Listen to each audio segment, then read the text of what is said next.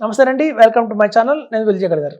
చాలామంది health ఇన్స్యూరెన్స్‌లో question అడుగుతున్నారండి. మేము ఎంత సమ్ ఇష్యూర్డ్ తీసుకోవాలి? అంటే హెల్త్ ఇన్స్యూరెన్స్‌లో 25 లాక్స్ పాలిసీ తీసుకోవాలా? 50 లాక్స్ పాలిసీ తీసుకోవాలా? లేకంటే వాళ్ళ హాస్పిటల్స్‌లో రేట్లు బాగా పెరిగిపోతున్నాయి కాబట్టి డే టు డే మనకి 1 సిఆర్ పాలిసీ తీసుకోవాలా అనేది చాలా మంది క్వెషన్ అయితే ఉందండి మైండ్‌లో. ఇప్పుడు సాధారణంగా చూడండి, ఒక నిజంగా జరిగిన ఒక కేస్ స్టడీ చెప్తాను. ఒకతను 1 క్రోర్ పాలిసీ తీసుకున్నారు మన హెల్త్ ఇన్స్యూరెన్స్. అయితే తీసుకొని దగ్గర ఒక 10 ఇయర్స్ నుంచి రెగ్యులర్‌గా కట్టుకుంటూ వచ్చారు. దానికి ప్రీమియం వచ్చేసి ఆయనకి 50,000 అయితే ఎవ్రీ మంత్ అయితే ఎవ్రీ ఇయర్ పడుతుందండి. సో ఒక టైంలో ఏమైందంటే 12థ్ ఇయర్ వచ్చేసరికల్లా వాళ్ళ ఫాదర్ సిక్ అవ్వడం జరిగింది. సో అనుకోకుండా చాలా హెల్త్ ప్రాబ్లమ్స్ వచ్చాయి. ఫైనాన్షియల్‌గా చాలా ఇబ్బందులొచ్చాయి. ఎందుకంటే వాళ్ళ ఫాదర్‌కి కేవలం 5 లాక్స్‌కే కవరేజ్ ఉంది కంపెనీ నుంచి. సో సొంతంగా పాలిసీ అయితే లేదు. సో మెడికల్ ఎక్స్‌పెన్సెస్ చూస్తే దగ్గర 26 లాక్స్ అయితే ఖర్చయింది. ఐసీయూలో పెట్టారు, వెంటిలేటర్ మీద పెట్టారు. సో కంపెనీ వాళ్ళు ఇచ్చిన 5 లాక్స్ సరిపోలేదు. సో బ్యాలెన్స్ ఇతనే కట్టుకోవాల్సొచ్చింది పాకెట్‌లో నుంచి. సో అలా చాలా ఫైనాన్షియల్‌గా డౌన్ అయినప్పుడు అప్పుడే వచ్చిందండి ఈ ప్రీమియం రెన్యూల్ కూడా వచ్చేసింది ఈ 1 క్రోర్ పాలిసీకి. సో అతని దగ్గర ఎంత అమౌంట్ లేకపోయింది కట్టడానికి. దాన్ని నెగ్లెక్ట్ చేశారు. సో తద్వారా ఏంటంటే ఆ పాలిసీని కంటిన్యూ చేయలేకపోయారు. ఇప్పుడు వాళ్ళ మిసెస్‌కి క్యాన్సర్ వచ్చిందండి. సో ఎప్పుడైతే 10 ఇయర్స్ రెగ్యులర్‌గా కట్టారు ప్రీమియం 55,000 రూపీస్ కట్టుకుంటూ వచ్చారు. కానీ 12థ్ ఇయర్‌న వాళ్ళు మిస్ చేసినందుకు, అంటే కట్టలేనందుకు మొత్తం పాలిసీ ల్యాప్స్ అయిపోయింది. ఇప్పుడు చూడండి, వాళ్ళకి అంత కంటిన్యూస్‌గా అంత కాలం కట్టుకుంటూ వచ్చినా కూడా ఒక్క ఇయర్ కట్టకపోయినందుకు కారణం చేత మొత్తం పాలిసీ ల్యాప్స్ అయిపోయి ఇప్పుడు వాళ్ళ మిసెస్‌కి క్యాన్సర్ రావడం వల్ల ట్రీట్మెంట్ చేయడానికి అతనికి మళ్ళీ ఫైనాన్షియల్‌గా బర్డెన్స్ అయితే స్టార్ట్ అయిపోయినాయి. సో అదండి మనం చెప్తున్నాము. ఎందుకంటే ఒక హెల్త్ ఇన్సూరెన్స్ పాలిసీ అనేది మనకి అనుకుంటాం 1 క్రోర్ పాలిసీ ఉంటే బాగుంటుంది అని. అలా చూసుకోకండి. మీ పాకెట్ ఎంత ఫ్లెక్సిబిలిటీ ఉందో చూసుకోండి.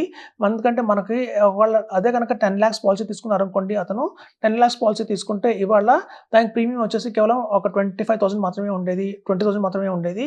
సో అలా తక్కువ ప్రీమియం ఉండడం వల్ల ఏమవుతుందంటే కంపల్సరీగా పాలిసీ అనేది కంటిన్యూ చేస్తారు. మనం టాప్ అప్ పాలిసీస్ యాడ్ చేసుకోవచ్చండి. కావాలంటే డిడక్టబుల్ అనే ఆప్షన్ ఉంటుంది.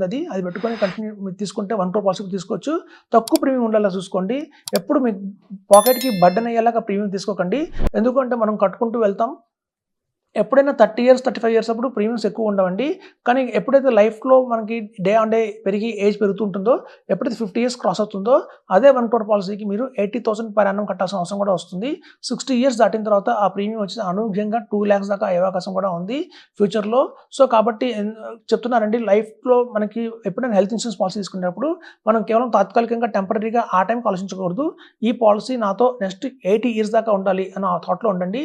సో నెక్స్ట్ 80 ఇయర్స్ దాకా మనకి పాలిసీ రన్ అవ్వాలి, కంటిన్యూ ఉండాలి అంటే మాత్రం ఇప్పుడు చూడండి, చాలా ప్రీమియమ్స్ ఎలా ఉంటున్నాయంటే పాలిసీ కొత్తగా వస్తున్న పాలిసీస్ వాళ్ళు year on year some insured పెంచుతున్నారండి. అట్లాంటి పాలిసీలు ఉన్నాయి. ఆ తక్కువ ప్రీమియంతో అయిపోతుంది మీకు. అలాగే చూడండి, కొంతమంది ఏంటంటే రెస్టరేషన్ అంటారు. అలాగే మనకి చూస్తే అందులో రీఛార్జ్ అంటారు. బెనిఫిట్స్ అన్ని చాలా ఎక్కువ యాడ్ అవుతున్నాయి. So life long some insured పెరిగే ఆప్షన్స్ కూడా కొత్తగా వస్తున్నాయి. ఎప్పుడు చూడండి, సమ్ ఇష్యూర్డ్ పెరుగుతుండాలి కానీ ప్రీమియం పెరగకూడదు. ప్రీమియం మన కంట్రోల్‌లో ఉంచుకోవాలి.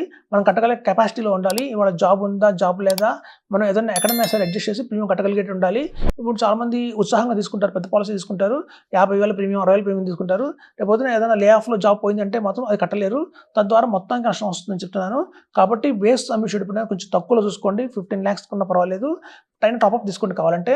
మన ప్రీమియం కనుక మన కంట్రోల్‌లో ఉంటే, మనం కట్టగల కెపాసిటీలో ఉంటే మాత్రం లైఫ్ లాంగ్ అది ఈజీగానే కంటిన్యూ చేస్తామండి. అంతేగాని స్టార్టింగ్‌లోనే పెద్ద బర్డెన్ పాలిసీ తీసుకుంటే, పెద్ద పాలిసీస్ తీసుకొని దాని ప్రీమియం కట్టలేకపోతే కొంతకాలానికి అది అనవసరంగా ల్యాప్స్ అయిపోతుంది. అప్పుడా కట్టిందంతా కూడా వేస్ట్ అయిపోతుందని చెప్తున్నాను. సో హెల్త్ ఇన్సూరెన్స్‌లో మెయిన్‌గా గమనించాల్సింది ఏంటంటే, ప్రీమియం మన కంట్రోల్‌లో ఉందా, మన బడ్జెట్‌లో ఉందా, ఫ్రెండ్లీగా ఉందా అని చూసుకోండి. మనం కావాలంటే టాప్ అప్ పాలిసీస్ యాడ్ చేసుకోండి. తద్వారా మీకు ప్రీమియం తక్కువ అవుతుంది, సమ్ ఇష్యూర్డ్ కవరేజ్ ఎక్కువ ఉంటుంది. సో చాలా ఇప్పుడు ఆప్షన్స్ అయితే అవైలబిలిటీలో ఉన్నాయండి మార్కెట్‌లో. ఒక కంపెనీ కాదు, 3, 4 కంపెనీస్ నుంచి మీరు కనుక కొటేషన్స్ తీసుకోండి. ఏది ఎక్కువ బెనిఫిట్స్ ఉన్నాయి, తక్కువ ప్రీమియం ఉంది చూసి, తద్వారా మీకు ఏది బాగుంటుందో అలాంటి పాలిసీ తీసుకోండి.